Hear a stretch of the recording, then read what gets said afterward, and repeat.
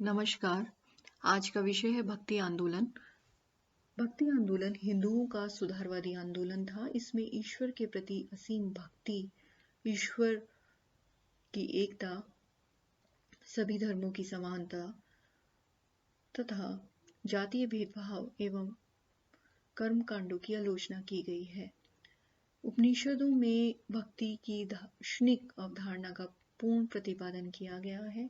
श्रीमद् भागवत गीता को भक्ति से संबंधित मूल ग्रंथ माना गया है।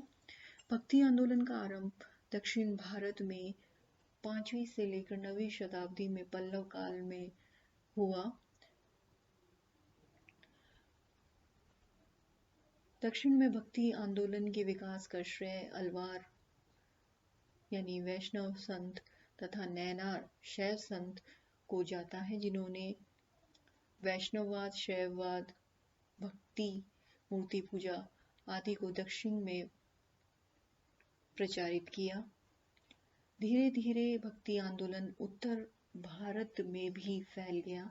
उत्तर भारत में इसे लोकप्रिय बनाने का श्रेय प्रमुख रूप से रामानंद को जाता है। इसके अतिरिक्त नामदेव, वल्लभाचार्य, चैतन्य, कबीर एवं नानक आदि संतों का भी इसमें प्रमुख योगदान रहा। भक्ति आंदोलन में प्रमुख रूप से दो विचारधाराएं हैं। एक तो है सगुण विचारधारा और दूसरी है निर्गुण विचारधारा। सगुण विचारधारा के प्रमुख संत हैं रामानुज, निम्बार्क, रामानंद, चैतन्य, वल्लभाचार्य आदि। इन संतों का मानना था कि ईश्वर का एक निश्चित रूप होता है और उस ईश्वर को विष्णु, राम, कृष्ण आदि विभिन्न नामों से हम संबोधित करते हैं। निर्गुण विचारधारा के प्रमुख संत कबीर, नानक थे। इन संतों का मानना था कि ईश्वर निराकार है, अवर्णनीय है, अपरिभाषित है।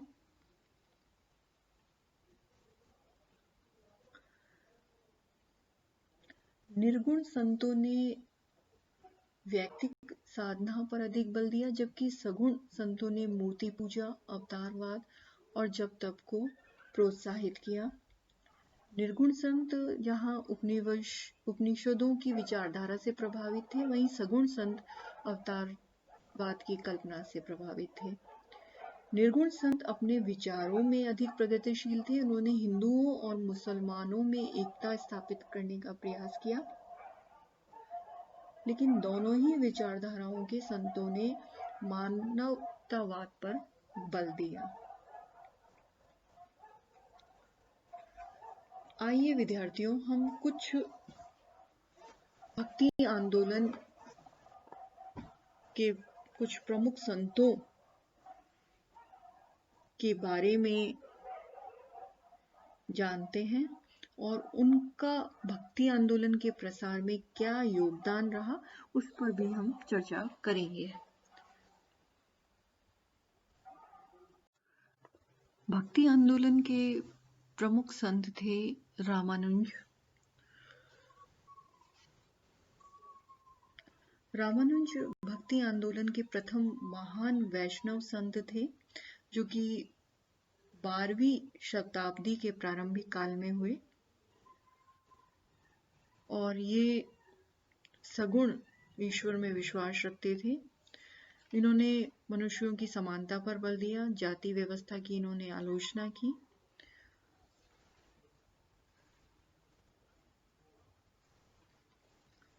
इन्होंने मोक्ष प्राप्ति के लिए भक्ति को ही मुख्य साधन बताया। रामानुज ने विशिष्टाद्वैत के नाम से अपना एक सिद्धांत प्रतिपादित किया और इस सिद्धांत के अंतर्गत उनका मानना था कि ब्रह्म ही परम सत्य है और वो ही सृजन करता है, पालन करता है और विनाश करता है। आत्मा और जगत ब्रह्म के ही विभिन्न रूप हैं। आत्मा भक्ति के द्वारा ही परमात्मा को प्राप्त कर सकती है। रामानुज का यह भी मानना था कि शूद्र भी अपने गुरु की इच्छा के आगे पूर्ण समर्पण कर मोक्ष प्राप्त कर सकते हैं और उन्होंने वर्ष में एक निश्चित दिन शूद्रों को मंदिरों में प्रवेश करने की छूट दी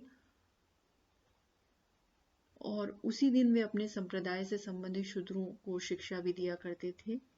रामानुज के ये विचार शीघ्र ही उत्तर और दक्षिण भारत में लोकप्रिय हो गए। इस प्रकार उन्होंने भक्ति आंदोलन की नींव रखी। दूसरे जो संत थे भक्ति आंदोलन के प्रमुख संत, वो थे निम्बार्क। वे रामानुज के समकालीन थे लेकिन उनसे आयु में छोटे थे।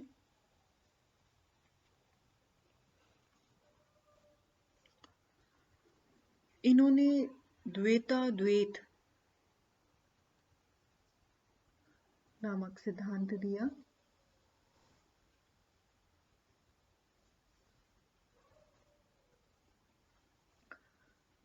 उनके मतानुसार परमात्मा, आत्मा और जगत समरूप होते हुए भी एक दूसरे से भिन्न है। उनमें समानता इस आधार पे है कि आत्मा और जगत पूर्णतः ईश्वर पर ही निर्भर है और उनका ईश्वर के बिना कोई स्वतंत्र अस्तित्व नहीं है। निम्बार्क कृष्ण और राधा के उपासक थे और उन्होंने कृष्ण और राधा की आराधना को महत्व दिया। अगले संत हैं माधवाचार्य। माधवाचार्य ने द्वैतवाद का सिद्धांत दिया।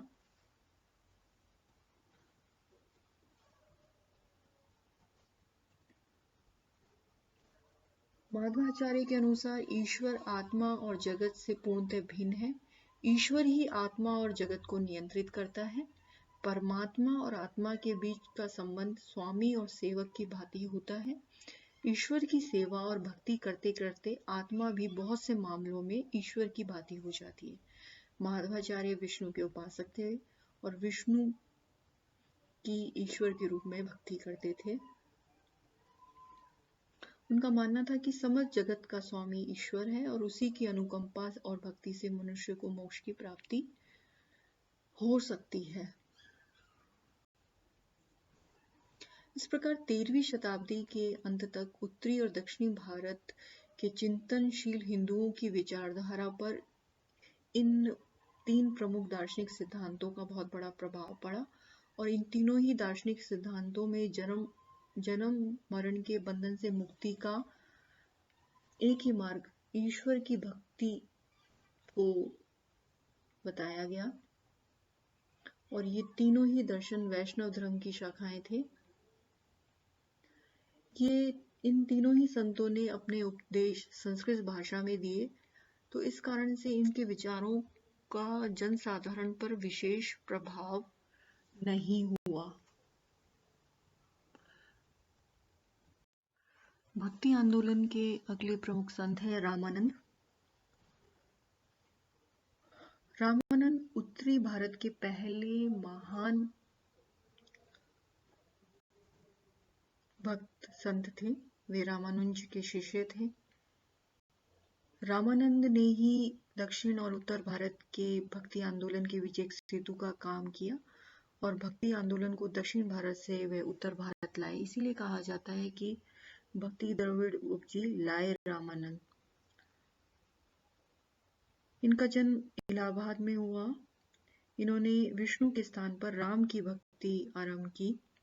इन्होंने अपने उपदेश संस्कृत के स्थान पर हिंदी में दिए, जिससे यह आंदोलन काफी लोकप्रिय हुआ और इस कारण से हिंदी साहित्य का भी विकास हुआ।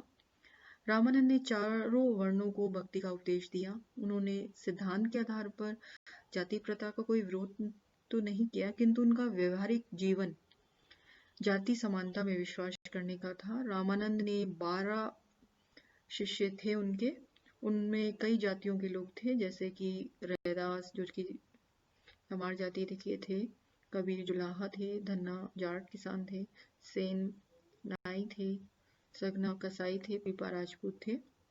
वास्तव में मध्यकाल का भक्ति आंदोलन रामानंद से ही प्रारंभ हुआ। विद्यार्थियों, शेष संतों के बारे में हम अगले वीडियो में चर्चा करेंगे। धन्यवाद।